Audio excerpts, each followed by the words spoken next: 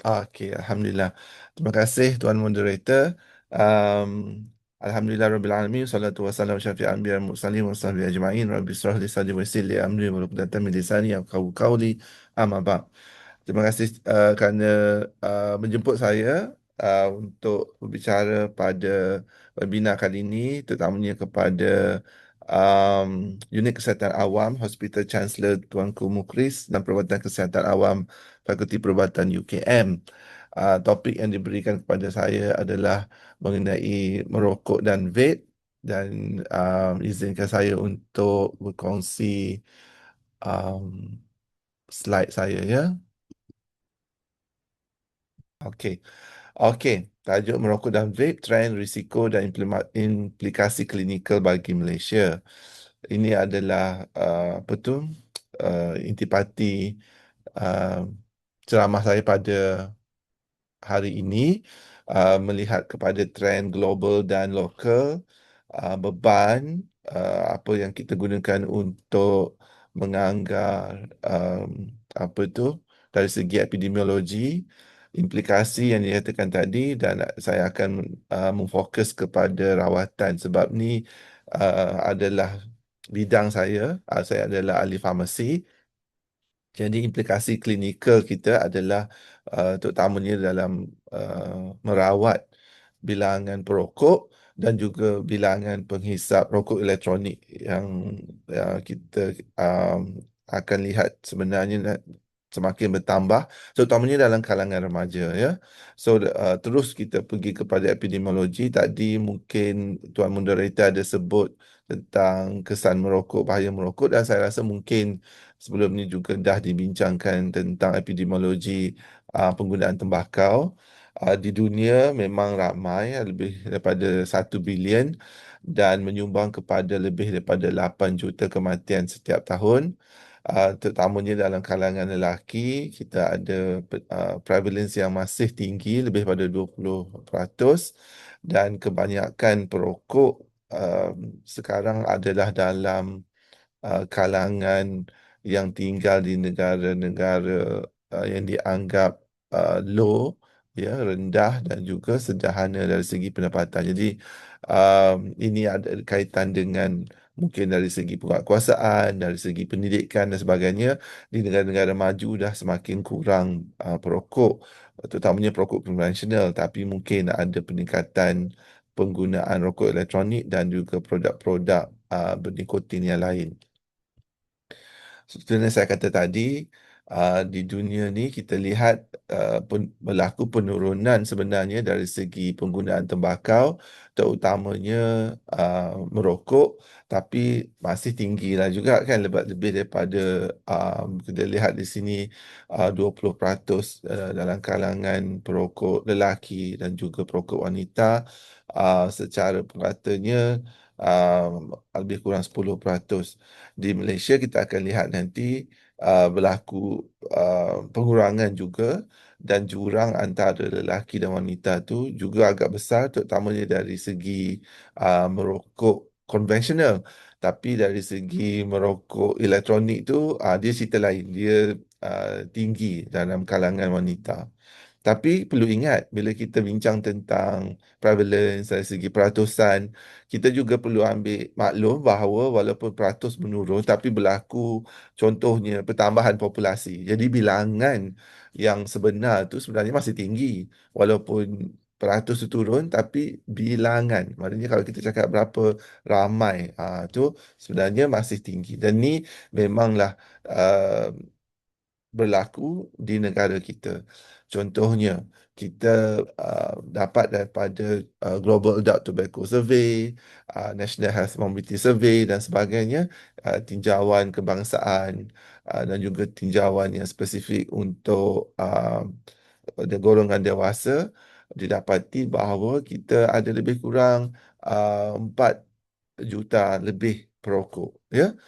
Jadi bilangan ni sebenarnya tak berubah banyak daripada kajian atau tinjauan yang sebelumnya. Maknanya walaupun berlaku pengurangan peratusan, dan terkini adalah pertama kali, ya, kita berjaya mencapai peratus perokok yang kurang daripada 20%. Kalau daripada tengok di sini kajian 2011, 2015, 2019, semua berlaku penurunan tapi melebihi 20%. Jadi pertama kali tu kita dapati prevalence merokok dalam kalangan dewasa di Malaysia 15 tahun ke atas tu kurang daripada 20%. Tapi yang tak berapa sedap dia, bilangan tu masih tinggi, masih melebihi 4 juta. Berarti masih ramai perokok di Malaysia. Kalau tengok peratusan tu, dalam kalangan lelaki memang jauh lebih tinggi, 35.7% berbanding dengan wanita 1.5%. Okey. Tak, untuk rokok elektronik pula mengikut kajian daripada Global Dark Tobacco Survey 2023 didapati 5.8% dewasa. Okey. Memanglah berbeza banyak kalau kita banding dengan 19% tadi tu. Tapi kita perlu ambil maklum bahawa perokok elektronik ni um, secara relatifnya masih baru berbanding dengan perokok konvensional. Jadi bilangan dia semakin bertambah. Jadi sebenarnya bilangan dia ini pun semakin bertambah. Kalau dulu tinjauan yang kami lakukan, yang tinjauan pertama di Malaysia, National Electronic Cigarette Survey 2016 tu mendapati dalam 600,000, ya, dan perokok elektronik dalam kalangan dewasa. Kalau kita tengok 2023 dah 1.4, dah lebih 2 kali ganda, ya. So bermaksud berlaku peningkatan yang mendadak dalam bilangan perokok elektronik di Malaysia. Okey, terutamanya lelaki. Tapi dalam golongan dewasa lah 10.5% lelaki, 0.8% wanita. Tapi kalau tengok pula dari segi youth, golongan remaja, golongan muda, peratusan dia tu tinggi 8.6% pada 2023 berbanding dengan hanya 1.1% 2012. Ini menunjukkan peningkatan yang sangat tinggi, ya, dalam masa 12 tahun penggunaan rokok elektronik dalam golongan muda. Okey. Dan berlaku pula kita panggil dual use. Maknanya rokok konvensional dia hisap, rokok elektronik atau vape pun dia hisap juga. Jadi kedua-duanya. Ini adalah lebih kurang 3.9% dalam golongan dewasa dan 7.4%-nya adalah golongan lelaki dewasa. Yang ini menyebabkan berlaku kesukaran sikit, ya, untuk kita menilai tahap ketagihan terhadap nikotin dan juga dia terpalit sama terhadap bantuan khidmat berhenti merokok. Sebab sekarang ni kita kena juga cakna siapa yang hisap rokok dan juga vape. Dia dual users. Jadi bila kita nak bantu, kita kena bantu berhenti kedua-duanya. Cuma ada kekangan, contohnya ubat-ubatan yang diluluskan oleh Kementerian Kesihatan Malaysia untuk membantu perokok konvensional berhenti masih belum diberi kelulusan untuk membantu perokok elektronik berhenti. Jadi isu ni akan saya kupas secara lebih lanjut lagi, ya, dari segi implikasi klinikalnya. Dan seperti mana disebut oleh moderator dan mungkin juga tuan-tuan dan puan-puan dah dengar sebelum ni, kita Alhamdulillah buat pertama kalinya kita ada akta yang berdiri sendiri, ya, untuk mengawal produk merokok demi kesihatan awam yang dah diimplementasikan tahun lepas 2024. Okey, Akta 852. Kalau tidak sebelum ni apa tu, peraturan kawalan merokok sebab itu semuanya di bawah Akta Makanan. Mungkin jadi kita dah berjaya untuk mendapatkan Akta 852 ni, alhamdulillah, syukur. Tapi kita perlu cakna, ya, disebabkan oleh apa yang saya katakan tadi, peratusan tu mungkin menurun dalam perokok konvensional tapi meningkat, ya, terutamanya dari segi penggunaan rokok elektronik dan uh, isu merokok, terutamanya rokok elektronik dalam golongan muda tu dan dalam kalangan remaja, perempuan dan wanita masih menjadi duri dalam daging. ya, yang menyebabkan kita um, terpaksa mengambil beberapa tindakan yang lebih drastik di masa hadapan untuk mengekang isu atau epidemik vaping atau rokok elektronik ni, terutamanya dalam kalangan remaja. Okey, dia berkait dengan disease burden, apa beban penyakit akibat penggunaan tembakau. Kita tahu selain daripada penyakit, merokok memang punca utama kematian pramatang, ya, yang disebabkan oleh contohnya penyakit koroneri, penyakit jantung. Itu kematian utama berkait dengan merokok. Penyakit pernafasan, ya, termasuk pernafasan kronik tersekat, ya, yang COPD, penyakit jantung, penyakit paru-paru atau pernafasan lain. Kalau rokok elektronik, kita pernah dengar pasal EVALI, Electronic Cigarettes and Vaping Associated Lung Disease. Dan sekarang risiko kanser untuk merokok dah establish, memang dah tahu. Tapi untuk rokok elektronik ni semakin lebih banyak bukti. Okey, juga penyakit angin ahmad atau stroke dan penyakit cerebrovascular. Dan di Malaysia, satu kematian daripada 5 kematian itu adalah berkait dengan merokok. Dianggarkan sekurang-kurangnya 22,000 rakyat Malaysia yang merokok berhenti saban tahun. Cuma dia berhenti tu dengan cara mati. Okey, untuk risiko-risiko penyakit yang berkaitan dengan merokok, terutamanya lah, ya, kita dah tahu risiko apa tu, relative risk untuk COPD tu naik 12 hingga 13 kali dalam kalangan perokok. Jadi kalau jumpa dengan pesakit um, COPD, memang kita akan tanya adakah ia berkaitan dengan rokok, dan kebanyakan kesnya ya, punca utama COPD. Begitu juga pesakit yang mendapat diagnosis kanser paru-paru, lebih daripada 80% daripadanya adalah dalam kalangan perokok.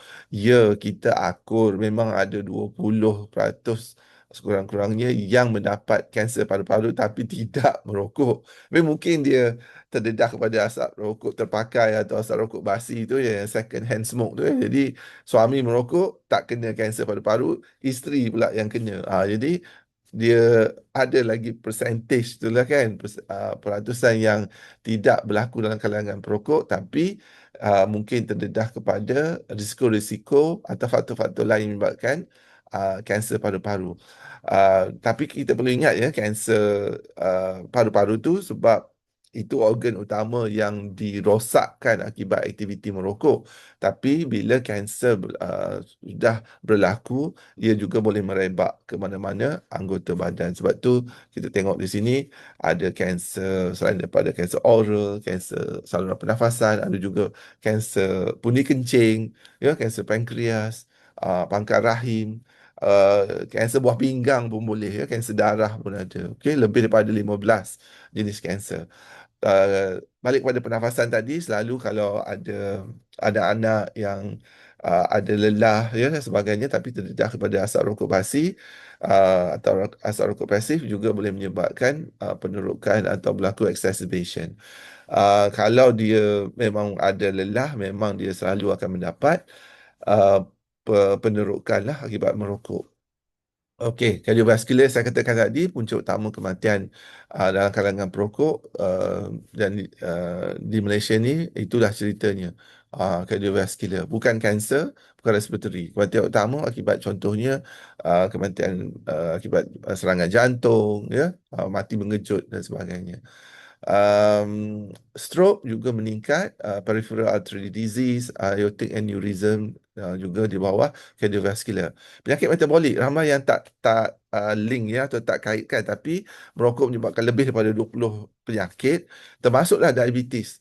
Sebab dia ada apa tu, mekanisme dia yang menyebabkan kerintangan terhadap insulin, peningkatan risiko diabetes, juga penyakit metabolik lain seperti tulang rapuh, osteoporosis, melambatkan penyembuhan luka, okey, yang isu fertility menyebabkan mandul, risiko mandul, risiko mati pucuk, risiko kerosakan sperma, risiko kerosakan ovum, benih, dan kalau dapat berlaku kehamilan, akan berlaku kerosakan janin atau kematian, dan kalau bayi itu lahir membesar, berlaku masalah dari segi kognitif, dari segi otak, dan juga dari segi behavior. Jadi banyak isu ni, terpalit, terpalit, terpalit.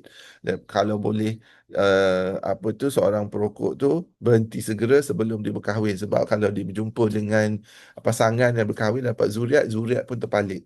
Ya. Okey, beban ekonomi begitu membebankan, cukai banyak mana pun tak cukup untuk cover kos rawatan pelbagai penyakit. Apa lagi harga apa ni, nyawa manusia, ya, nak letak berapa juta. Okay, sekejap ya, suara dah serak dah. Bismillah.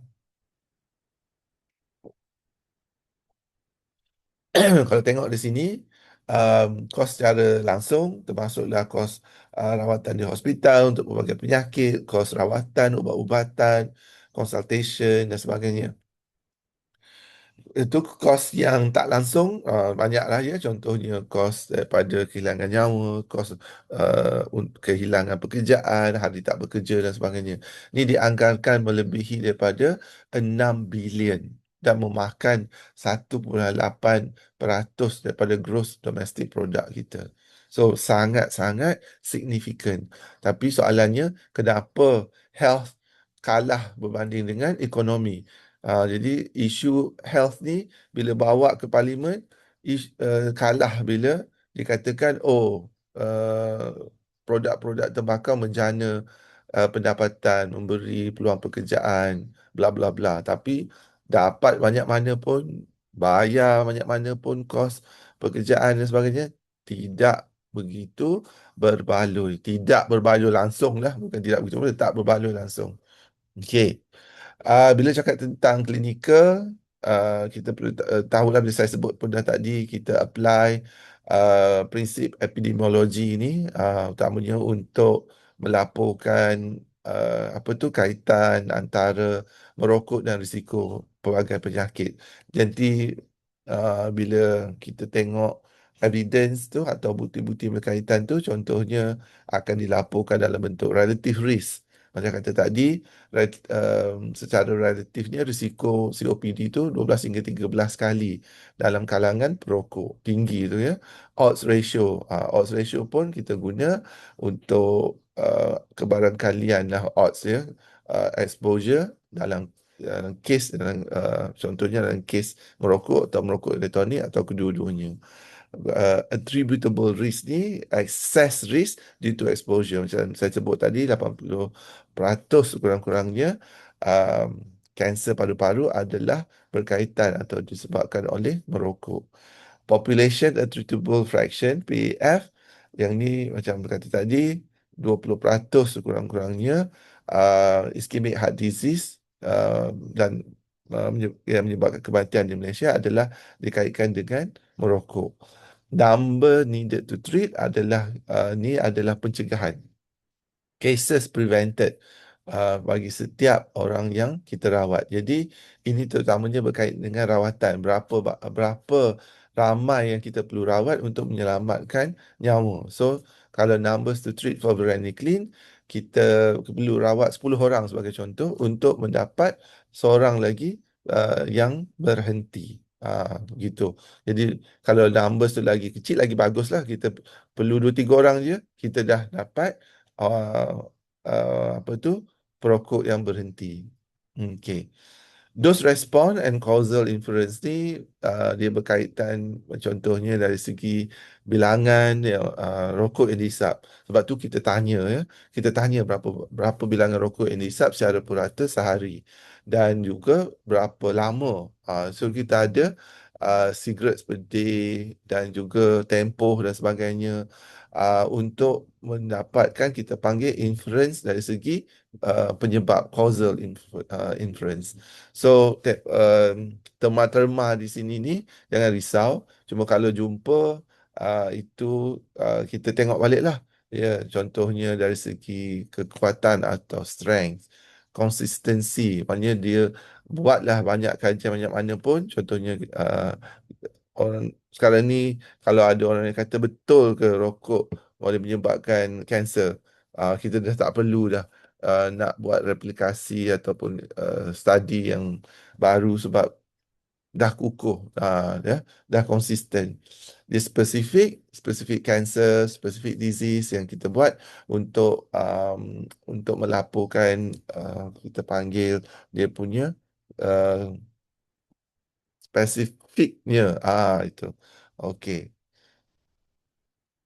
Untuk rokok aktif, kita memang dapat yang semua tu kan. Tapi untuk rokok pasif, dia punya isu yang sendiri. Contohnya, second hand smoke atau rokok terpakai. Tadi saya dengar istilah yang digunakan, asap rokok terpakai. Sebenarnya tidak ada tahap yang selamat. Jadi, lebih lama, lebih kerap, lebih tinggi pendedahan kepada asap rokok terpakai ni, lebih tinggilah dia punya risiko penyakit.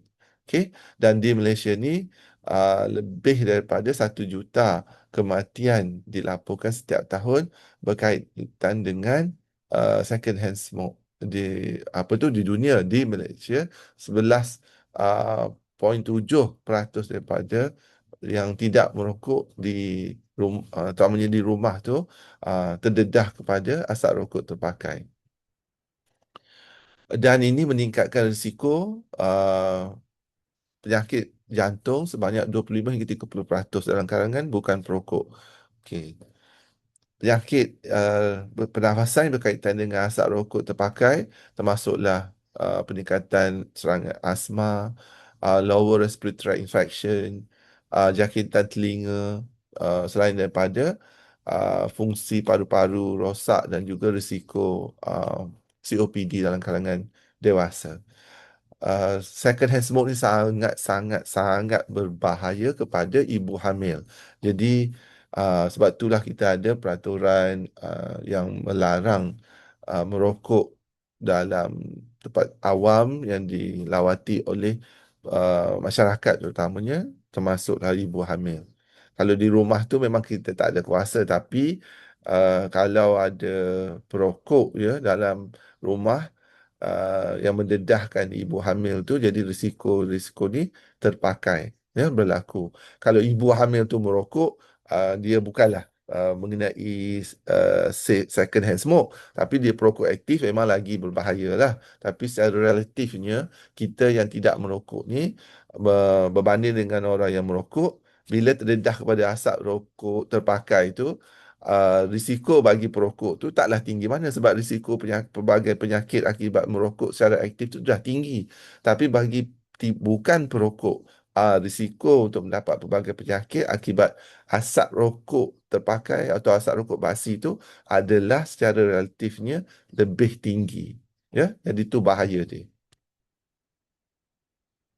Okey. Okey. Implikasi terhadap rawatan klinikal. Untuk rawatan klinikal, kita berpandukan kepada garis panduan amalan praktis atau garis panduan amalan klinikal lah, seperti yang disebut tadi, clinical practice guidelines yang berdasarkan bukti-bukti terkini yang diambil daripada pelbagai sumber dan diperhalusi dan diberi kita panggil rating. Secara amnya, untuk praktis klinikal bagi merokok dan rokok elektronik, kita menggunakan pendekatan ataupun rangka kerja 5A. Jika lihat di sini ada ask, iaitu tanya mengenai penggunaan tembakau dan juga pendedahan kepada mungkin asap rokok terpakai dan sebagainya. Kalau vape, aerosol terpakai, ya. Kita ada juga kesan aerosol terpakai daripada vape yang giat dikaji, ya.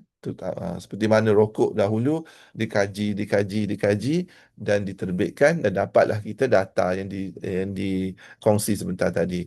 Untuk rokok elektronik sebab dia masih baru secara relatifnya berbanding dengan rokok konvensional, jadi bukti-bukti itu semakin bertambah dari hari ke hari.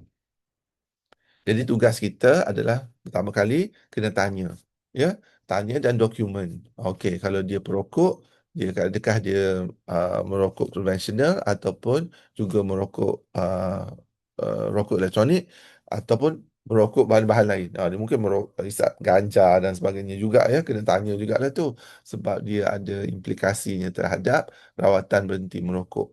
Selepas seorang tu dikenal pasti sebagai perokok, kita akan advise, nasihatkan dia supaya berhenti. Lebih cepat lebih bagus. Uh, Apa tu? Nasihat tu secara profesional. Jadi kita kaitkan dengan penyakit yang dia ada ataupun penyakit yang mungkin dia dapat ataupun apa-apa yang berkenaan dengan diri perokok tersebut. Okey. Jadi kita buatkan dia sebagai um, pesakit yang kita nak rawat. So, nasihat kita tu adalah menjurus kepada penyakit yang dah ada atau mungkin dapat. Lepas tu kita assess, kita nilai adakah dia ni nak berhenti atau tidak. Lepas kita dah nasihat dah ni, tengok adakah dia nak berhenti. Kalau ya, kita bantu. Kalau tak, kita akan guna kaedah lain untuk meningkatkan motivasi dia supaya dia membuat cubaan untuk berhenti. Selain daripada bila kita nak bantu dia tu, kita akan tanya macam-macam soalan lah, ya.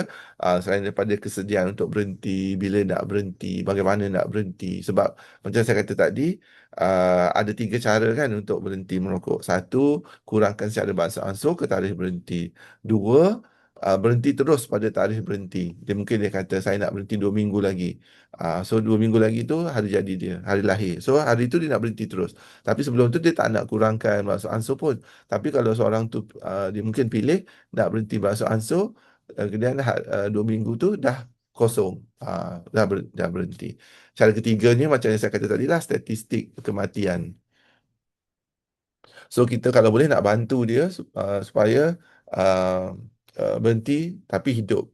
Ya, ajal maut di tangan Allah SWT, tapi perlu ingat juga Allah juga menegah kita daripada menjerumuskan diri ke dalam kebinasaan dengan tangan kita sendiri. Jadi merokok ni adalah perbuatan yang membinasakan diri. Selain daripada membazir, membunuh orang lain, ya, berbahaya pada orang lain dan sebagainya. Okey. So, kalau dia nak berhenti secara beransur-ansur, boleh kita bantu. Contohnya dengan penggunaan ubat-ubatan. Yang contohnya dia boleh kunyah ubat terapi gantian nikotin bagi setiap batang yang dia ganti, sehinggalah dia penuh ganti bagi keseluruhan bilangan batang rokok yang dihisap. Kalau dia hisap 20, satu pack. So dia kurangkan satu batang esok. So dia gantikan dengan 1 gram nikotin yang dia kunyah, mengikut teknik yang saya akan bincang sebentar lagi. Okey.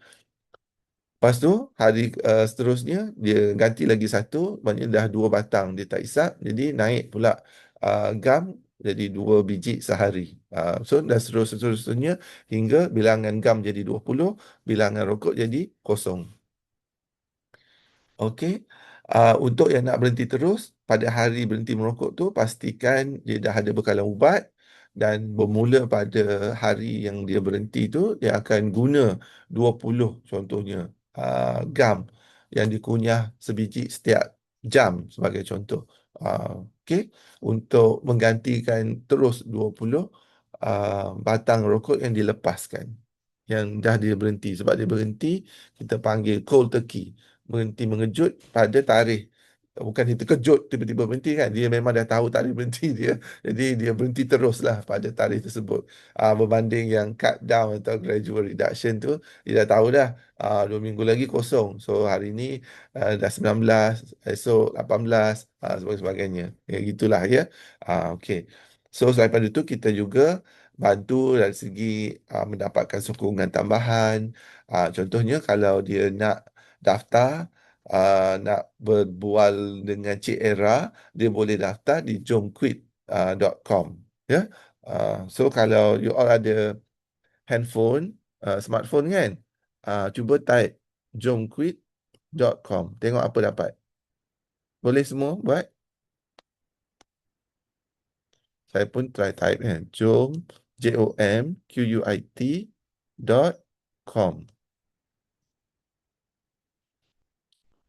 Jomquit.my. Okay. jomquit.my.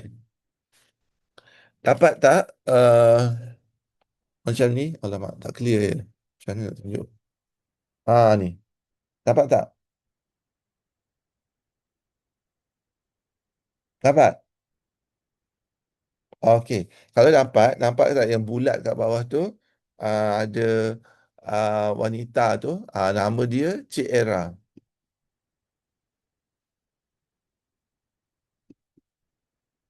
Dapat. Terima kasih. Jomquit.my. Okey.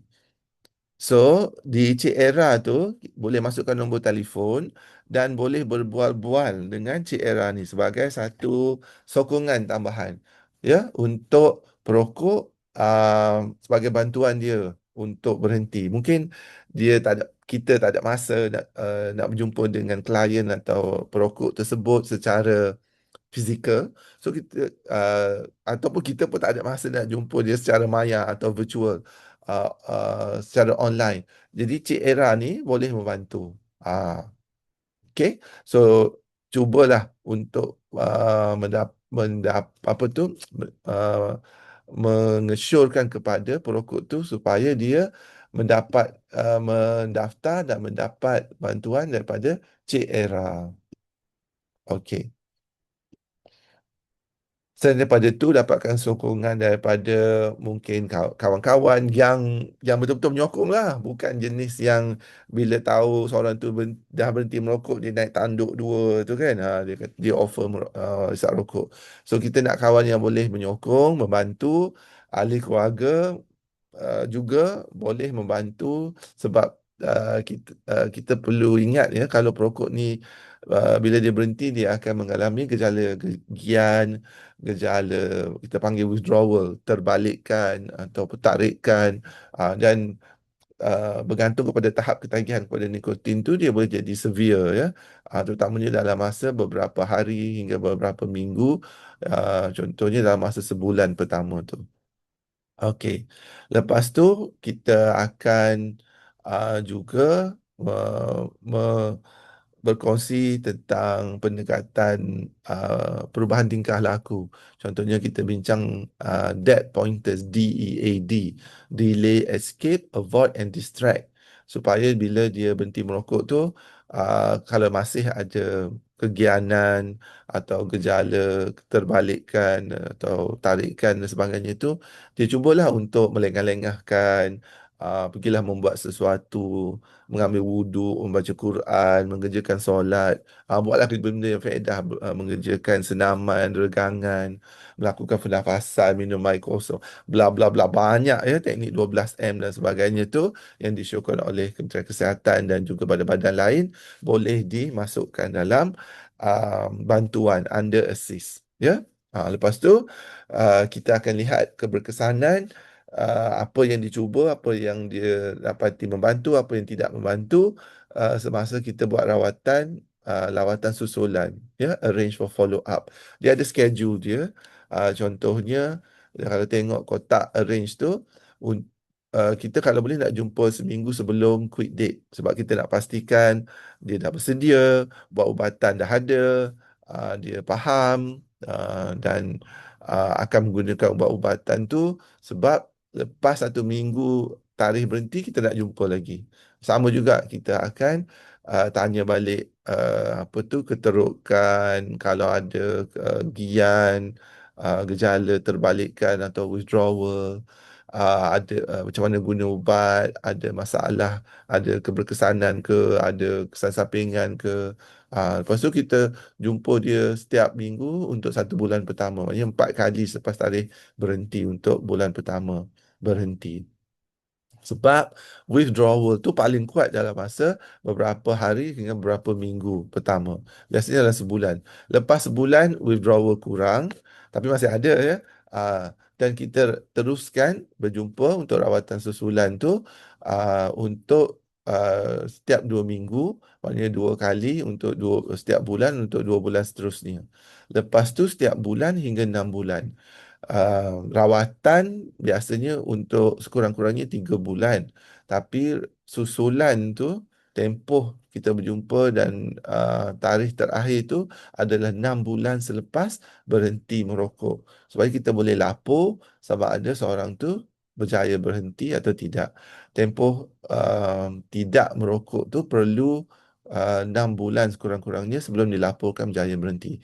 Kalau dia ada terhisap sepanjang tempoh 6 bulan tu, it's okay.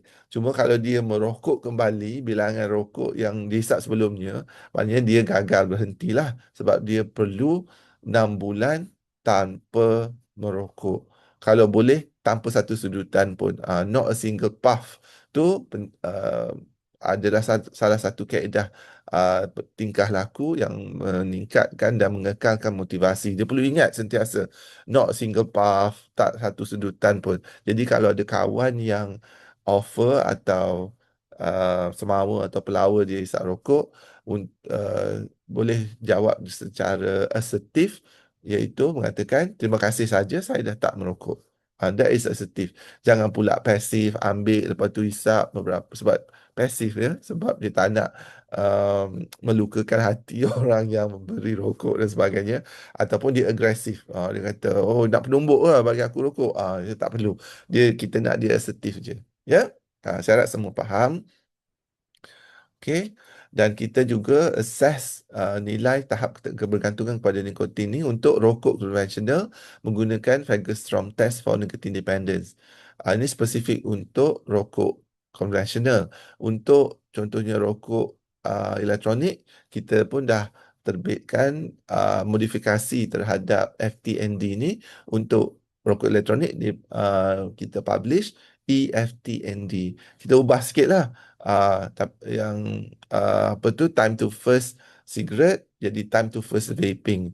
Number of cigarettes smoke per day jadi number of sessions of e-cigarettes per day. Sebab dia ada satu hari mungkin dia 20 sesi, mungkin 30 session. Tapi sekali dia on dia punya tu, atau sekali dia hisap. Tapi setiap kali dia hisap tu ada beberapa kali, mungkin puluhan kali. Ada yang 10, ada 20. So makin banyak bilangan session, makin banyak bilangan puff untuk rokok elektronik per session, makin tinggilah tahap ketagihan kepada nikotinnya. Dengan syarat kepekatan nikotin dia tu constant.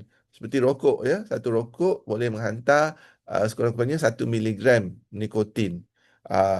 Okey, yang mencapai lebih daripada 20 nanogram per ml nikotin dalam plasma yang sampai ke otak. Rokok elektronik sepatutnya yang bawah akta 852 hanya membenarkan 20 miligram per ml. Maknanya dia kira lebih kurang 1 ml tu satu kotak rokok. Macam tu. Sebab satu kotak rokok 20 miligram nikotin. Okey, 1 ml untuk cecair atau gel rokok elektronik tu boleh mengandungi 20 miligram nikotin. Dan dibenarkan kapasiti untuk cecair dalam setiap peranti tu hanya 2 ml maksimum. Jadi 40 miligram. Jadi kalau dia biasa merokok satu kotak sehari, dia mungkin hisap 1 ml lah habis dia punya cecair tu untuk dapatkan 20 miligram nikotin. Okey, begitulah lebih kurang. Tapi untuk item-item lain seperti adakah dia sukar untuk menahan diri daripada merokok di tempat-tempat terlarang, itu sama. Jadi kita boleh scorekan. Jadi boleh guna leaflet ni untuk assess dia punya tahap ketagihan terhadap nikotin. Kalau di bawah daripada 4, biasa 0 hingga 3, tahap ketagihan dia adalah rendah. Kalau 4 hingga 6 sederhana, kalau 7 ke 10 adalah tinggi. Ini sebagai satu tool, satu kaedah atau alat untuk membantu kita menganggarkan sahaja, bukan secara spesifik atau tepat. Sebab kalau nak lebih tepat, kita kena ambil cecair badan seperti air liur atau darah, air kencing, kita test, kita uji berapa banyak nikotin atau metabolite atau metabolit kepada nikotin, iaitu kotinin yang ada dalam seseorang perokok tu. Macam ni lah, macam kita tanya seorang tu berapa tahap keterukan dia, ketagihan dia pada gula. Dia kencing manis. Berapa tahap ketagihan? Oh, berapa cepat dia makan atau minum makanan atau minuman bergula selepas bangun tidur. Makan benda-benda manis. Okey, berapa banyak gula dia ambil satu hari? Contohnya macam tu. Kita tanya, tanya, tanya. Dia jawab je lah.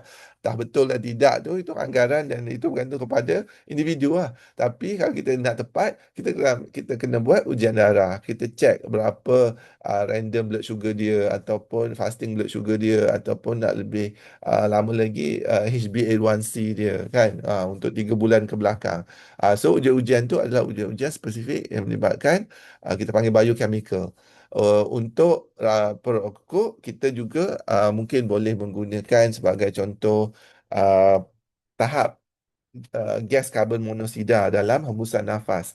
Yang alat ni non-invasif, dia senang je. Kalau tengok tu, dia hanya perlu hembus dalam alat tu, okey, dan hembus perlahan-lahan, ya, dan peratusan ataupun parts per million karbon monoksida itu akan ditentukan. Gas karbon monoksida ni kita tahu terhasil daripada pembakaran bahan organik yang tak lengkap. Pembakaran tak lengkap, ya, incomplete combustion of organic materials. Dan rokok ada banyak bahan organik, termasuklah daun tembakau, kertas dan apa-apa lagi tambah lah, ya. Jadi gas karbon monoksida ni gas beracun. Kalau pendedahan teruk tahap tinggi boleh menyebabkan kematian. Kan ada orang yang tidur yang baru-baru ni dalam kemah tu kan, bertutup, lepas tu terdapat gas karbon monoksida tercemar, tersedut sebab dia mengambil alih oksigen. Jadi kurang oksigen, tak cukup oksigen, sel mati. Kalau banyak sel terlibat yang tak cukup oksigen, tisu mati. Kalau banyak tisu mati, organ akan affected. Kalau organ-organ sensitif kepada kekurangan oksigen seperti jantung, seperti otak, buah pinggang, alat kelamin dan sebagainya tu, macam-macam penyakit lah sehingga menyebabkan kematian. Sebab tu tadi kata risiko mati pucuk dalam kalangan lelaki, ya, kalau dia menghisap rokok. Rokok elektronik dia kurang bahan organik, dan satu lagi dia pemanasan pada suhu tinggi. Jadi karbon monoksida dia sangat kurang berbanding dengan pembakaran rokok konvensional. Jadi gas karbon monoksida tu tak adalah sangat membantu untuk menentusahkan seseorang tu merokok rokok elektronik. Jadi kita perlu contohnya menggunakan strip yang kita test dalam Alio macam buat COVID tu kan. So dia ada strip untuk kotinin, iaitu metabolite pada nikotin. Okey. So secara amnya untuk kita panggil khidmat berhenti merokok, itu kita akan buat ujian pernafasan penentuan tahap gas karbon monoksida. Okey. Okey. Selain daripada itu, kita juga boleh membuat, katalah kita boleh menggunakan DSM criteria, Diagnostic and Statistical Manual, ataupun International Classification of Diseases, ICD. Dia lebih kurang je. Jadi dia asalkan ada soalan, orang tu jawab, tanya, tanya, tanya. Lepas tu kita akan tentukan bilangan dia. Kalau dia lebih daripada 3, maksudnya lebih tinggi tahap ketagihan terhadap nikotin. Lepas tu lebih daripada 6 dan sebagainya. Kurang-kurangnya 2 daripada 11 ni bagi contohnya untuk DSM-5 tu. Jadi dia dah ada tobacco use disorder. Jadi ramai, ya, perokok yang ada tobacco use disorder. Jadi sebenarnya penyakit yang boleh dirawat, ya. Untuk yang tak lagi terbuka hati, tertutup hijab dia untuk berhenti, kita tak tadi saya katakan kita gunakan motivational interviewing. Kita nak tingkatkan motivasi dia. Jadi kita guna pula 5 Rs. Kita katakan kenapa berhenti tu sangat relevan untuk dia. Mungkin penyakit yang sedia ada atau penyakit yang mendatang. Orang muda, kita cerita risiko mati pucuk. Dia akan relevan lah sebab dia nak guna alat kelamin dia tu dan nak dapat zuriat bila dia berkahwin nanti. Kalau orang yang baru kahwin pun mati pucuk masih relevan. Orang yang dah lama kahwin mungkin tak relevan. Tapi isu tu mungkin relevan penyakit jantung, stroke dan sebagainya pula. So kita tengok kepada individu. Risiko tu memang saya kata tadi berkait kepada individu tersebut ya. Ah, Rewards, apa ganjarannya kalau berhenti dari segi kesihatan, dari segi wang, dari segi keluarga, dari segi environment, macam-macam lah je, dari segi agama dan macam-macam rewards dia. Roadblocks ni kita bincang dengan dia, kenapa dia tak nak berhenti, apa dia punya halangan. So mungkin dia kata takut naik berat badan, nanti dulu pernah cuba berhenti, lepas tu naik 8 kilo, lepas tu macam-macam pula penyakit datang, macam manis lah, darah tinggi lah, ataupun dia kata tak ada sokongan. Ataupun dia kata dalam sekitaran kerja dia ataupun sekitaran di rumah dia semua orang merokok. Jadi dia seorang tak merokok. Susah dia nak maintain, nak sustain. Jadi tak guna dia nak berhenti. So macam mana? Kita kena bincang dengan dia supaya dia dapat menyelesaikan masalah itu sendiri. Tugas kita ni macam pelayan atau pekerja restoran lah. Kita ada menu, tapi kita tak tahu yang mana yang sangat sesuai, yang disukai oleh pelanggan. Jadi kita tanya dia, dia suka apa? Dia suka pedas ke? Dia suka masakan Thai ke western? Jadi dia nak apa? Jadi kalau dia kata, oh saya suka masakan Thai tapi saya tak nak pedas. Jadi apa solution dia? Kita tanya dia, nak kita kurangkan cili padi ke, nak ganti dengan cili Cameron ke, apa. So itu kita guna kaedah-kaedah yang meningkatkan motivasi sebab dia akan suka pada akhirnya. Dan last pada R tu adalah ulangan. Kita perlu repeat ni setiap kali kita jumpa dia, dan orang lain, jadi dia akan jadi satu benda yang berulang lah. Dia pergi jumpa jururawat, jururawat pun tanya pasal merokok. Dia pergi jumpa farmasi, farmasi pun tanya pasal rokok. Dia jumpa doktor apa lagi. Jadi dia jumpa apa ni, pengamal kesihatan awam ke, dia jumpa penguat kuasa ke, semua tanya, dan benda ni akan menjadi satu yang insya-Allah asbab dia untuk cuba berhenti. Okey.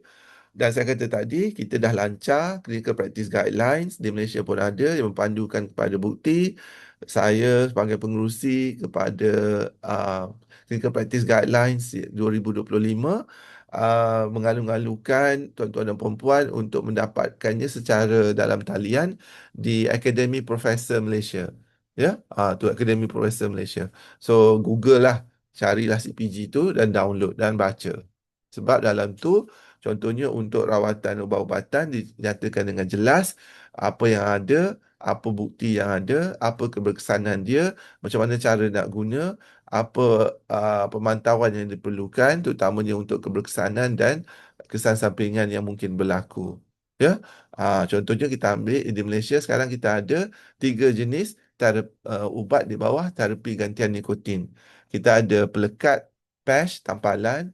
Kita ada gum yang kunyahan, kita juga ada oral inhaler, ya, oral spray. So gum tu kalau pergi farmasi atau saya tunjuk je lah ya, macam tu je. Setiap biji dia tu boleh dikunyah. Kalau patch tu dia tampalan, ya. So ambil satu tu, kepak belakang ni dan tampal lah di tempat-tempat yang bersesuaian. Saya akan bincang dengan lebih mendalam. Untuk oral spray, dia sebab kita virtual, so saya tunjuk macam ni je lah ya. So dia tekan dan naikkan dan sembur dalam mulut, macam pewangi mulut macam tu. Okay. Bukan ada 3 je masa ni. Ada banyak lagi bentuk produk untuk terapi gantian nikotin. Contohnya semburan hidung, lozenge, macam kita hisap apa tu, gula-gula tu, lozenge tu. Um, tapi tak ada di pasaran Malaysia. Cumanya kajian dah cukup dah untuk ubat-ubatan terapi gantian nikotin ni secara sendirinya, maknanya monoterapi. Kalau kita guna satu gam, produk gam pun, atau kita gunakan patch, memang dia meningkatkan kadar kejayaan untuk berhenti merokok hampir 2 kali ganda. Okey. Dan di Malaysia ni, gums dan pelekat dan gula-gula kunyah ni, kunyahan getah ni, gula-gula getah ya. Gula-gula getah kunyah ni adalah grup bawah, kita panggil over the counter. Ya, maknanya produk ni boleh dibeli terus di farmasi Tak perlu jumpa farmasis pun, tapi seeloknya jumpalah farmasis sebab untuk kaunseling ya, cara penggunaan yang betul. Kalau dulu dia grup C bermaksud kena jumpa farmasis lah untuk dapatkan ubat. Tak perlu preskripsi ya. Di luar ubat-ubatan gantian nikotin ni adalah grup C. Ya, seperti yang masih grup C adalah spray ni. Untuk OTC, over the counter macam beli ubat demam je, Panadol ke paracetamol tu adalah gums and patch. Ya. Ha, jelas di situ ya. Kita dulu ada varenicline, ubat pil telan aja, tapi sekarang tak ada sebab dia kena daftar balik. Tapi dia sangat berkesan, lebih 2 kali ganda keberkesanan untuk membantu perokok berhenti. Bupropion ubat untuk pesakit depresi atau kemurungan. Jadi dia grup B, dia perlu preskripsi. Varenicline grup C perlu dispense oleh farmasis, doktor, tapi tak perlu preskripsi. Kalau dalam KKM, ya semua ubat perlu preskripsi. Tapi untuk bupropion ni memang perlukan preskripsi sebab dia grup B. Dia sesuai untuk perokok yang ada masalah kemurungan sebab dia kita panggil will kill two birds with one stone. Serampang dua mata lah ya. Kesemua ubat ni sama ada NRT, varenicline atau bupropion adalah first line. Maknanya cukup evidence ianya selamat dan berkesan. Cumanya ada isu-isu tertentu bagi setiap ubat, bagi setiap pesakit. Contohnya kalau pesakit tu ada masalah sawan, jadi bupropion ni tak sesuai. Okey, kita tengok kepada setiap pesakit tu. Sebab tu tugas pengamal kesihatan adalah untuk melakukan saringan. Okey, lepas tu menentukan kesesuaian ubat-ubatan dan memberi kaunseling ubat-ubatan selain daripada pemantauan. Berilah nasihat yang ringkas pun tak apa, ya. Kalau tak boleh bagi nasihat yang penuh ataupun intervensi penuh, kita akan buat referral. Kita buat rujukan. Kita rujuk dia Cik Era. Suruh dia berbual dengan Cik Era di jomquit.my. Okay? Dan kita melakukan advokasi terhadap polisi-polisi yang membantu untuk mengekang isu merokok di Malaysia. Termasuklah contohnya FCTC, Akta 852. Kita nak tengok implementasi. Kita nak tengok penguatkuasaan. Contohnya penjualan pelbagai produk merokok dalam talian. Mana penguatkuasaannya? Kenapa kita dah ada akta? Kenapa apa nak ditunggu lagi? Last but not least, education. Okay, macam ni. Buat webinar, sharing. Masih juga harapnya membantu untuk menangani isu merokok di Malaysia, ya, sebab kita dapat ilmu, kita dapat kongsi, dia jadi pahala jariah berterusan. Okey, secara amnya ya, sebab kita bukanlah nak buat sesi certification of smoking cessation providers macam yang dikatakan tadi. Kalau nak jadi apa pembekal khidmat berhenti merokok bertauliah, yang tu kena daftar di Raises Telehealth. Okey, sebagai salah satu Raises Telehealth tu salah satu kita panggil rakan MQuick 4.0 KKM. Okey, so kalau cari di FB saya tu, jumpalah Razors Telehealth. Okey. Untuk rawatan berhenti merokok, contohnya menggunakan terapi gantian nikotin tadi, kita berpandukan kepada berapa cepat dia hisap rokok lepas bangun dan berapa batang yang dihisap. Jadi algoritma ni membantulah kebanyakan perokok memerlukan dua jenis NRT dan kombinasi dua NRT ni contohnya yang sesuai adalah yang tindakan panjang sebab gam tu tindakan pendek ya. Dia kita kunyah setiap 1 jam sebagai contoh. Tapi patch ni, pelekat ni kita tampal dan tinggalkan selama 16 jam. Jadi dia membekalkan baseline nikotin selama 16 jam. Waktu berjaga 8 jam tu tidur, tak perlu nikotin lah ya, cabut. Setengah-setengah orang je perlu nikotin masa tidur. Contohnya yang jenis bangun tengah-tengah malam untuk isap rokok lepas tu tidur balik, ataupun celik-celik mata, atau tak sempat celik mata pun dah gagal pergi cari rokok dia isap baru boleh buka mata. Tu kita tahulah dia mungkin perlukan nikotin masa tidur. Jadi kita tampal nikotin masa dia tidur. Ya, juga selain daripada waktu dia berjaga. Tapi kebanyakan perokok memerlukan kedua-duanya. Contohnya patch, pelekat dan juga oral spray, ataupun patch dan juga chewing gum. Ya, dua produk. Yang satu tu, yang kalau dia isap rokok pertama lepas 1 jam dan merokok kurang daripada 10 batang sehari.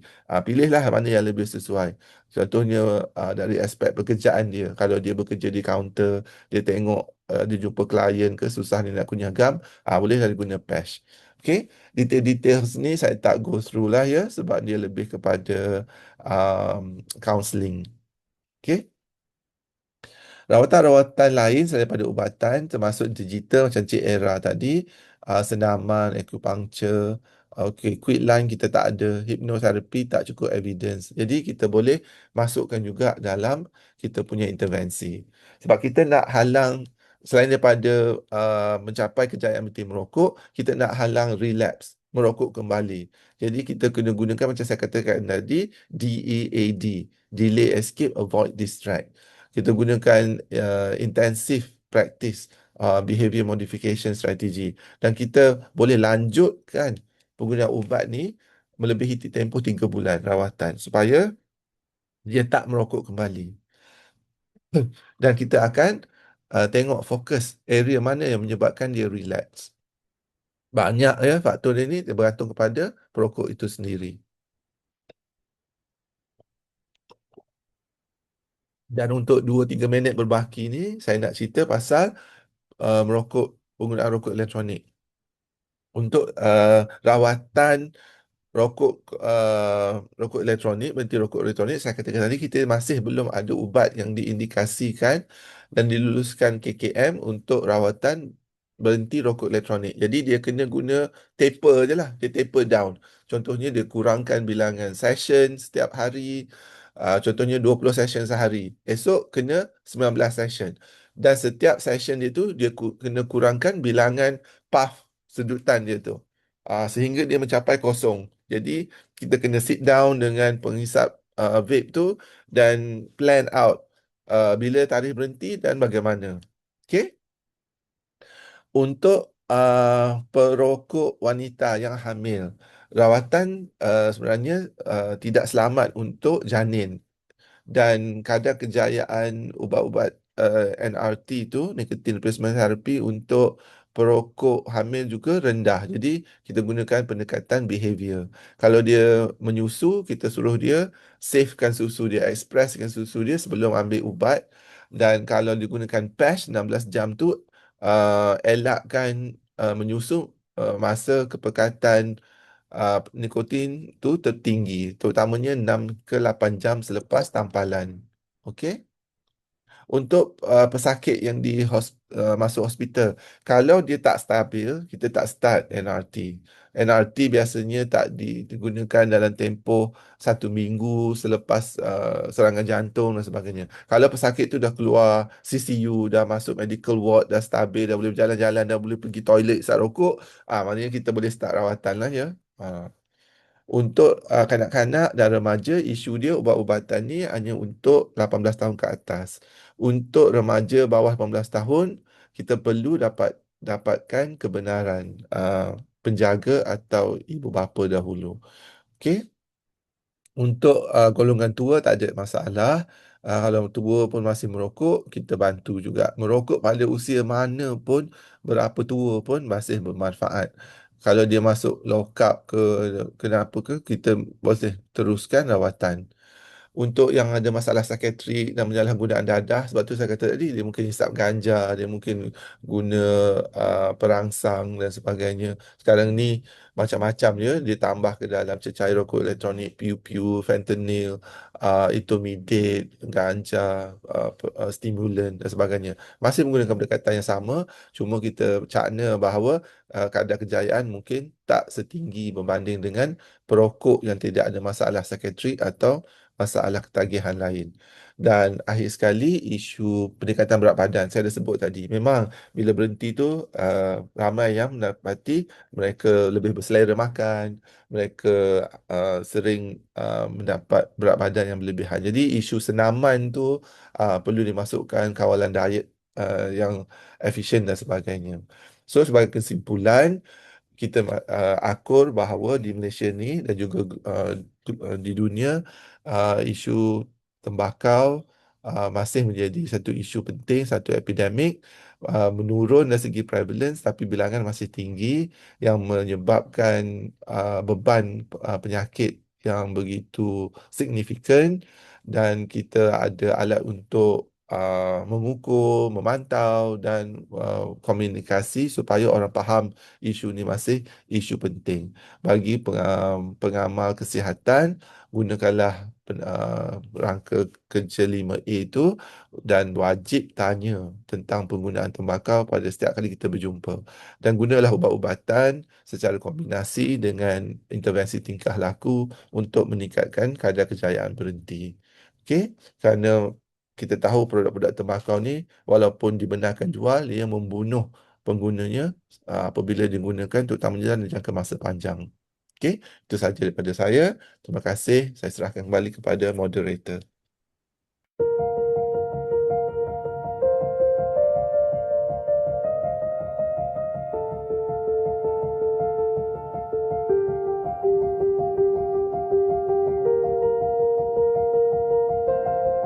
Okey, terima kasih soalan tersebut. Memanglah kita tahu bahawa produk-produk tembakau ni menggunakan pelbagai teknik untuk menarik pelanggan, ya. Jadi dia bila dia menggunakan gadget-gadget bentuk buah-buahan, mainan, sebenarnya siapa yang disasarkan? Golongan muda, kan? Apa tujuan dia? Supaya lebih cepat pendedahan otak tu kepada nikotin, lebih tinggi kebarangkalian untuk menjadi kebergantungan itu berlaku, dan dia menjadi pelanggan seumur hidup lah.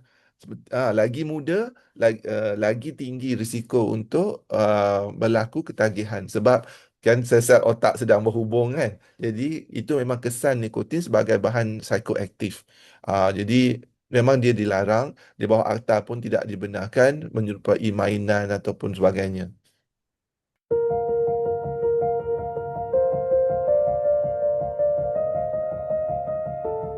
Oh, itu soalan yang sangat baik. Macam saya tanya, kalau isap rokok tak ada nikotin, adakah rokok itu selamat? Jawapannya sudah tentu tidak. Rokok elektronik juga mempunyai lebih daripada 2,000 bahan kimia. Sebahagian daripadanya kita tak dapat kenal pasti, terutamanya apa kesannya terhadap badan. Nikotin itu hanya salah satu, dan bahan utama produk merokok ni adalah nikotin untuk memulakan proses ketagihan. Tapi dia ditambah dengan pelbagai bahan lain, bahan kimia lain. Untuk pembawa rokok elektronik, kita tahu ia berasaskan kepada minyak propylene glycol, vegetable glycerol.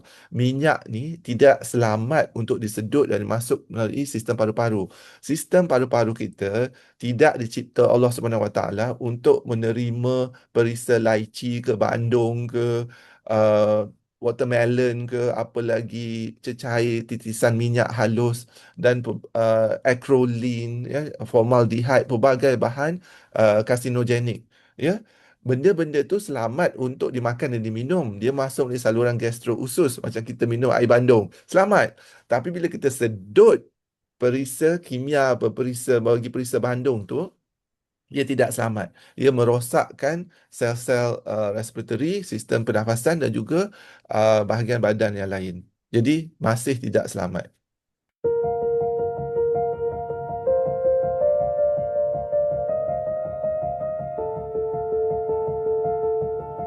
Dia banyak faktor yang menyumbang kepada peningkatan vaping. Contohnya kelompongan kawalan yang berlaku sebelum ni, kan, apabila nikotin dalam cecair liquid, dalam cecair dan juga gel nikotin dikeluarkan daripada kumpulan C akta racun, diberi pengecualian, terus tanpa ada akta menyambut, ya, selama 17 bulan dia berleluasa tanpa kawalan.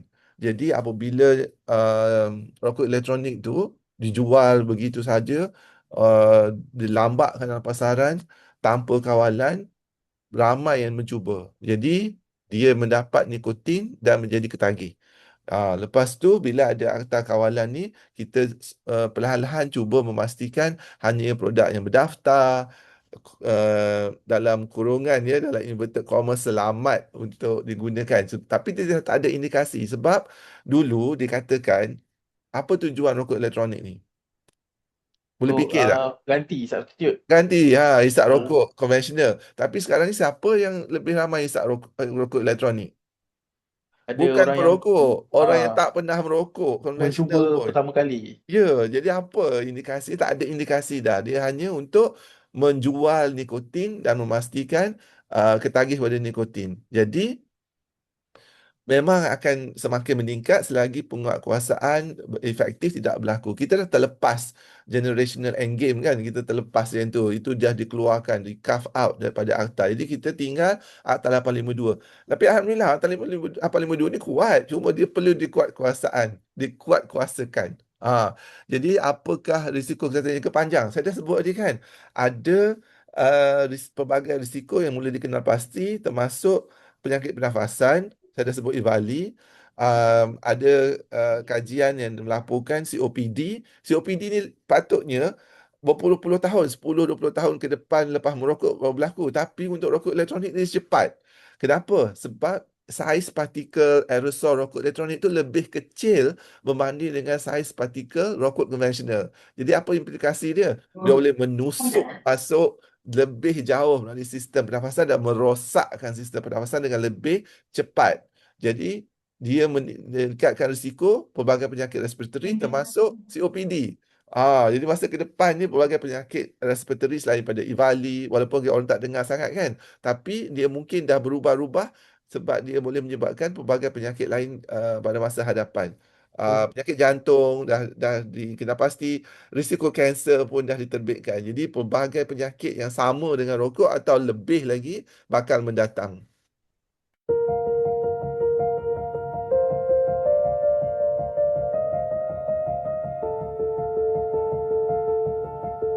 Kita memang sentiasa mengesyorkan, macam kata tadi, saya jawatan kuasa menasihati Kementerian Kesihatan kan. Jadi nasihat kita melalui jawatan kuasa ni adalah untuk mengharamkan vape. Mulai tahun, saya tak ingat 2012 lagi. Masa tu Menteri Kesihatan dia, Datuk Seri Dr. Subramaniam. Pada setiap Menteri Kesihatan yang saya ada dalam jawatan kuasa tu, nasihat kami bersama rakan-rakan lain adalah untuk mengharamkan vape. Tapi setiap kali dibawa ke parlimen, ah, usul tu ditolak atas alasan ekonomi, menjana ekonomi Bumiputera. Lepas tu saya kata tadi, kenapa kepelikan dia tu isu ekonomi mengatasi isu kesihatan. Jadi sebenarnya apabila kita bertanya soalan ni, kita pilih siapa sebagai pembuat dasar dan polisi kita. Adakah pembuat dasar atau pembuat polisi itu pro industri ataupun pro kesihatan? Kita tengoklah siapa ahli-ahli politik yang berkait dengan industri vape di Malaysia ni. Jadi selagi itu berlaku, tidak berlaku pengharapan. Tapi siapa yang pilih mereka tu duduk di parlimen? Kita. Kita ada kuasa, jadi kita pilihlah supaya orang yang kita pilih tu membawa apa yang kita nak, boleh mengubah polisi. Dan kalau nak haramkan, kita push. Suara rakyat perlu jelas supaya dekat-dekat PRU ni dia lebih lebih peka lah kan, didengar dengan lebih sensitif. Rakyat nak suruh vape haram. Jadi kita perlu sentiasa menjadikan isu ni isu besar. Okey, jadi kalau nak haram, kita yang kena push for it.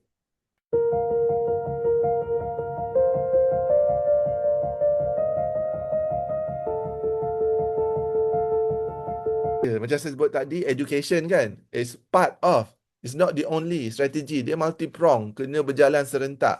Macam kita tak ada nak kata ini isu KKM, ini isu MOF, ini isu MOE, Ministry of Education. Semuanya kena berjalan, semuanya kena serentak sebab dia sinergistik. Kalau at least tak additif, dia sinergistik. Dia makin bermanfaat. Jadi education pada tahap mana pun memang penting, apalagi pada tahap muda. Macam saya kata, orang kata kenapa kita tak buat program promosi di sekolah saja. Oh, kenapa tak turun ke tadika? Ya, penting, semua tahap penting. Jadi ikut kesesuaian pendidikan tu berterusan, ya, penting. supaya generasi muda sedar dan tidak merokok. Terutamanya dalam kalangan, macam saya kata tadi, kenapa dalam kalangan negara maju berlaku penurunan? Sebab education adalah salah satu sebabnya. Selain daripada kawalan harga yang efektif, melalui pencukaian yang tinggi, produk-produk merokok ni mahal. Jadi macam-macam. Dia semua kena berserentak. Benda tu semua dah ada kajian. Kalau kita tengok WHO, FCTC, semuanya dah bagi. Cuma nak tunggu implementasi dan kuat kuasa je.